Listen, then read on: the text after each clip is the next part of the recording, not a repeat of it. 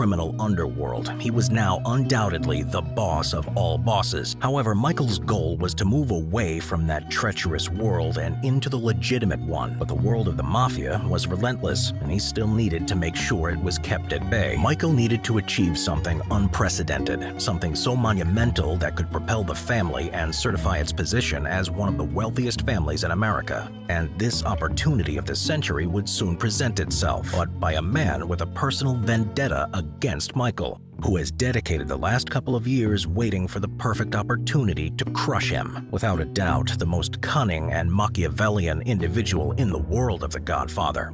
This was, of course, Hyman Roth. His mastery of the game of power made him a deadly opponent, on par with the likes of Don Vito Corleone. Roth was a valuable asset to many Mafia families. He was known and revered as a savvy investor and helped the families launder money and invest in very profitable ventures. But soon Roth's biggest enemy would be the son of his former mentor. He was mentored by the notorious Don Vito Corleone and Peter Clemenza. Hyman Roth was a close and early member of the Corleone Mafia empire. However, he would later move away from the Corleone family and build his own empire. What's most fascinating about this character is that he was based on a real-life notorious mobster, and many of the events did indeed happen in real life. In this video, we will analyze the meteoric rise of Hyman Roth and the reason behind his vehement hate towards Michael, and finally, how it all came crashing down. Born in December 1881, Hyman Sochowski spent his early life in Hell's Kitchen, New York. In the early 1920s, while working as a car mechanic, he was noticed by Peter Clemenza for his skills. Clemenza saw a lot of potential and also needed a mechanic at the time. After Clemenza made sure he was clean, he then introduced him to Vito Corleone. So how did he get the name Hyman Roth? Before he would officially join them, Clemenza hated Hyman's name and called him Johnny Lips. But fortunately, Vito had a better idea. Vito asked him who his biggest inspiration was, and Sochowski replied, Arnold Rothstein, who was an infamous racketeer at the time. And so, Vito gave him the name Hyman Roth, and he stuck with it ever since. Roth did work diligently for the Corleone family during Prohibition. He played a crucial role in its operations. Even though Don Vito and Roth had a decent relationship, it is suggested, however, that Vito never fully trusted Roth. He respected him. Your father did business with Hyman Roth. Your father respected Hyman Roth. But your father never trusted Hyman Roth. Or his Sicilian messenger boy, Johnny Olaf. Therefore, always keeping an eye on him in case of betrayal. As the Prohibition era slowly ended, Roth decided it was time to move away from the Corleone family and start building his own organization. This was roughly after a close friend of his sparked his interest in a business venture that was to transform a small desert stopover for GIs into what was soon to be known as Las Vegas. He had an idea to build a city out of a desert stopover for GIs on the way to the West Coast. That kid's name was Mo Green. And the city he invented was Las Vegas. A question many have asked is what was Roth doing during the War of the Five Families and all the other events that took place at that time? By the time those events were unfolding, Roth, alongside Mo Green and the backing of a number of families, had pretty much established Las Vegas. It wasn't at its prime just yet, but many of the families had begun to notice its true value. Even Don Vito and Tom Hagen would discuss the prospect of investing quite heavily into the casino business. Along with his work with the Mafia families, which included everything from brokering deals to money laundering, he would help Green make his vision a reality.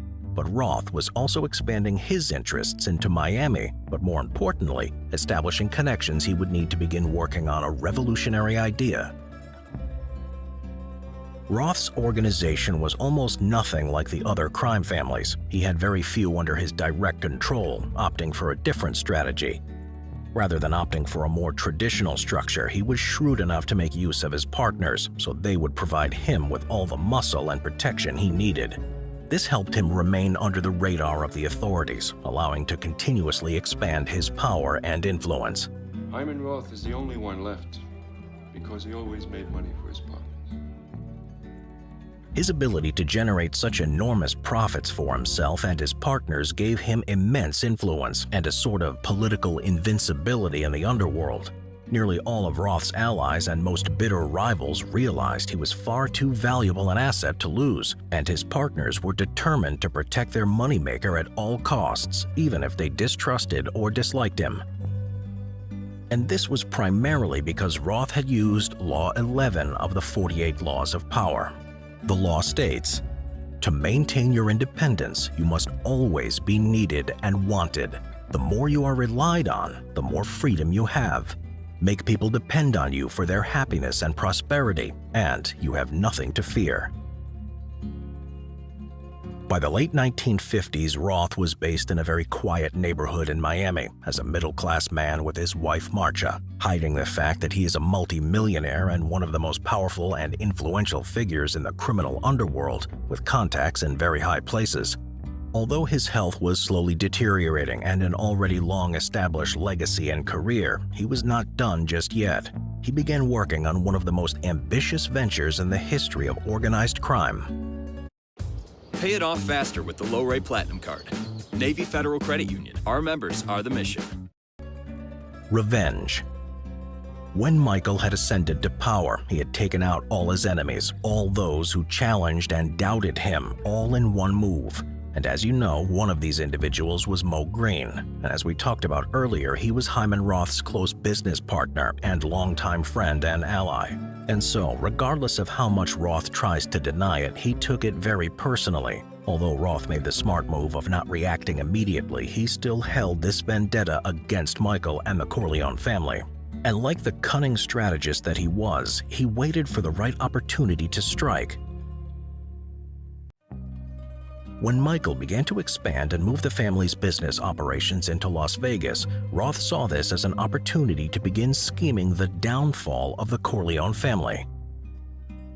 Before we get into the Havana deal, there's something that very few people know about. A hidden detail, something in the movie itself that completely goes over most people's heads. And no, it has nothing to do with Fredo.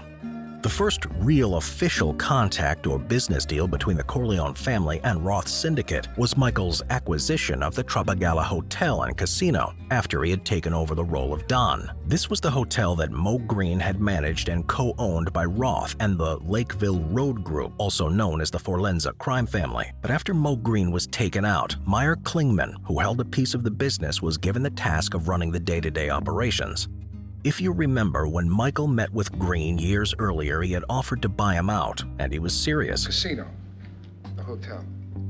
Corleone family wants to buy you out. It was not necessarily just an insult or a way to call him out. Michael was interested in purchasing the business and adding it to the Corleone family empire. So Michael had an interest in this business from quite early on. So after Michael had made his move into Nevada in an attempt to push the family closer to legitimacy, he saw it was finally time to take over that business.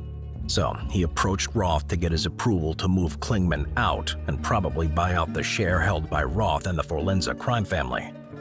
But I've been instructed to tell you that if you move Klingman out, our friend in Miami will go along. That's very kind of him. You tell him. That's greatly appreciated. It was a show of good faith, so he could lure out Michael and gain his trust for what would be his destruction.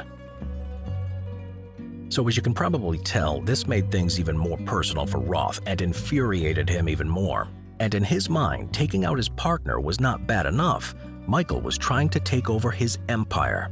Now, the Cuba deal turned out to be more complex and interesting than what we initially thought, and so we have the entire video breaking it down, which you should look into after this video. But for now, here's what you need to know. Roth and his associates were going to build and purchase a series of hotels and casinos in Havana, Cuba. It was a $100 million deal, which for context, that's around $1.1 billion today. The genius of this deal was that they were not going to put up all of the money themselves, and they were still going to have the controlling interest. You'll find out more after watching that video.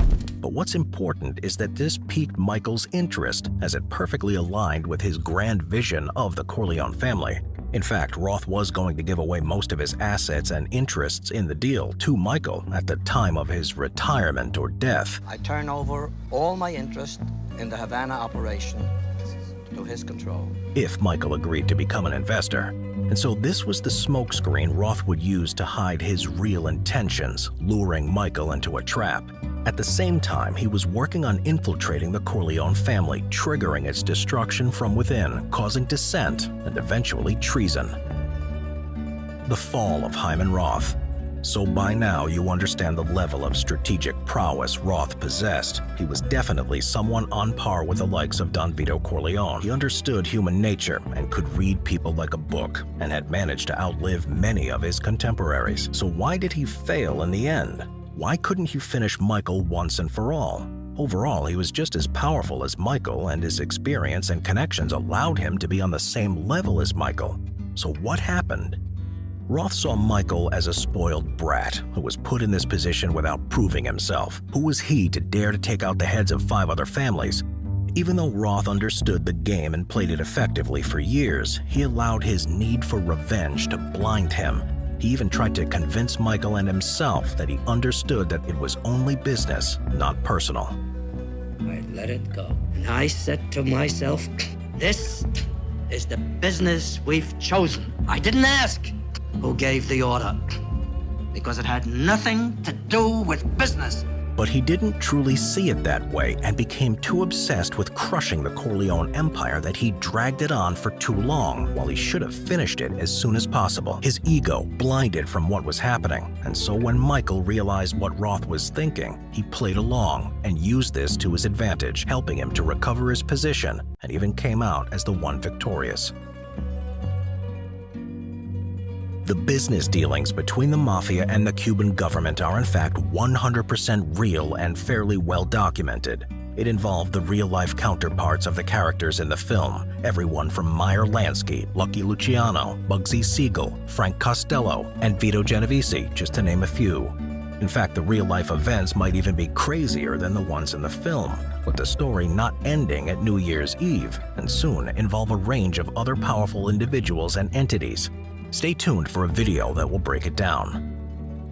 It's undeniable that Don Vito and Michael are symbols of those who mastered the game of power. But something we all need to realize is that we are already in the game. Yes, you too are a player in the game of power, whether you like it or not. It is a fact. And so, understanding the laws of the game is the only way you can win. But what can separate you is the way that you use them. You don't need to use the laws in your everyday life to feel their impact. You just need to understand them. Becoming aware that this is indeed how some people think, and it doesn't matter where you are in your life or what career path you choose. If you are in a sort of competitive field, and especially if you're looking to reach the top, you need to truly understand these laws and have them in your arsenal, which then allows you to identify when they're being used against you and have the know-how to counter them. We have a series that breaks down these laws and, more importantly, provides you the proper way to use them in your life. Translate these laws into practical and, more importantly, ethical steps you can start implementing.